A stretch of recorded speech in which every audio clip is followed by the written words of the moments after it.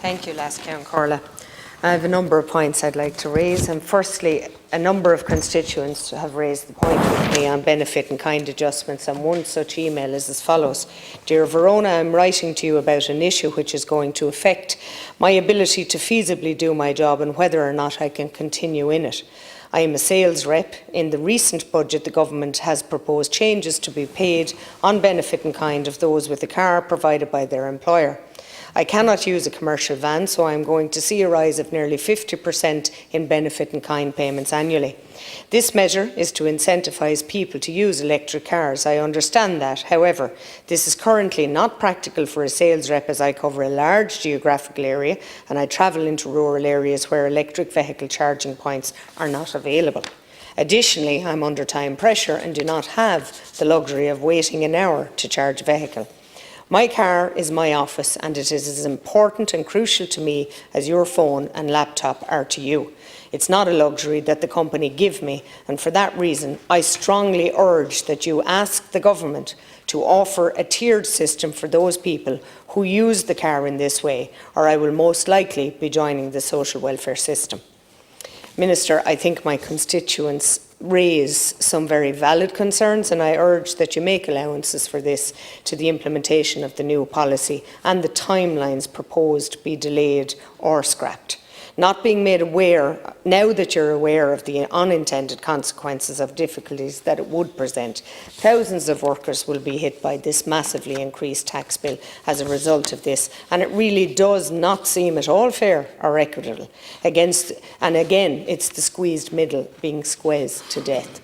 Constituents frequently say there seems to be no area of working society where the government aren't trying to make life worse for the ordinary working people, just trying to make ends meet. Now, how can there be such a disconnect? Moving on somewhat, after a few weeks of a drop, we see fuel prices creeping up again, with diesel currently well over €2 per litre at the pumps. Fuel is the common denominator, Lascian Corla, and it's responsible for the biggest increase in the cost of living crisis and in turn driving inflation up. Yet, as a government, you decide only the public service will be recognised as incurring the increases and give a 6.5% pay increase, leaving low and middle income earners to suffer on. The government need to remove the excise duties, as I proposed almost a year ago, and you need to do it now.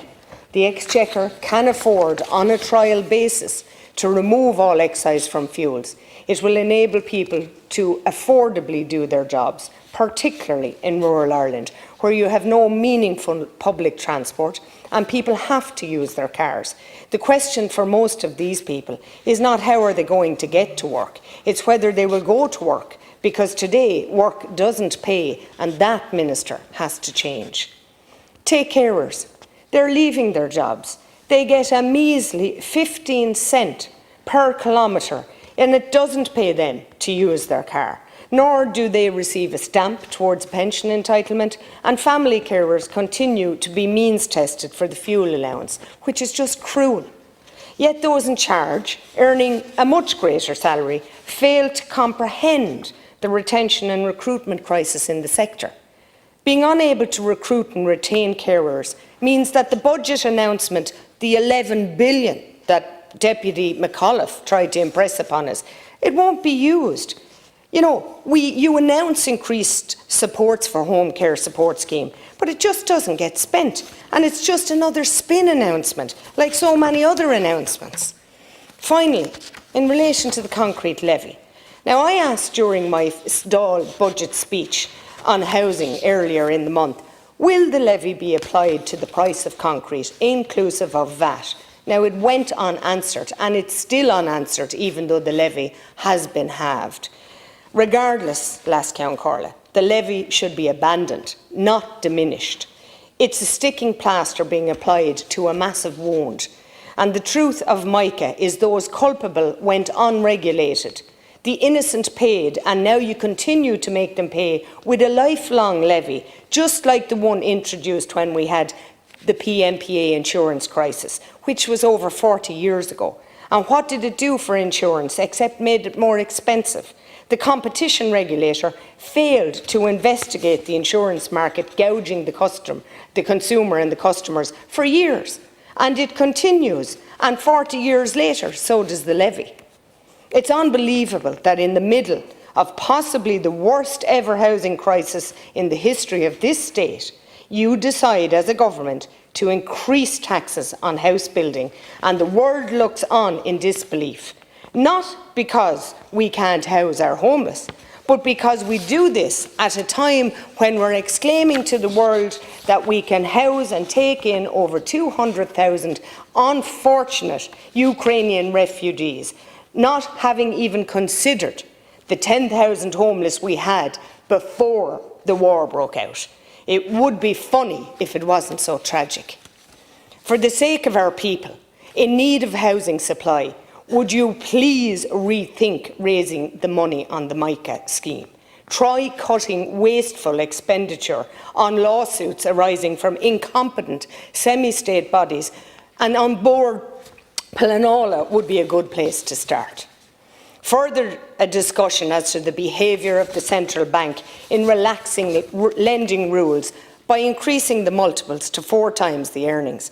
It's a very strange time to see lending rules relaxed at a time when the cost of borrowing has increased and people's ability to pay has reduced due to increased costs and so in so many other areas. It brings and borrows the question, why on earth?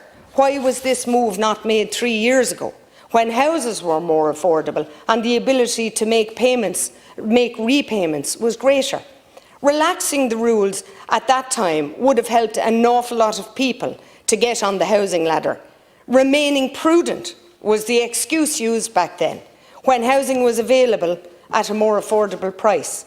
Well, these policies must have potential first-time buyers tearing their hair out.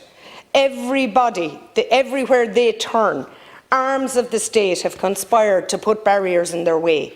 Now, when the cost of living is at crisis point, their spending power is reduced, and now that interest rates rise at a rocketing pace, the regulator sees fit to say tally-ho to prudence, but buyer beware.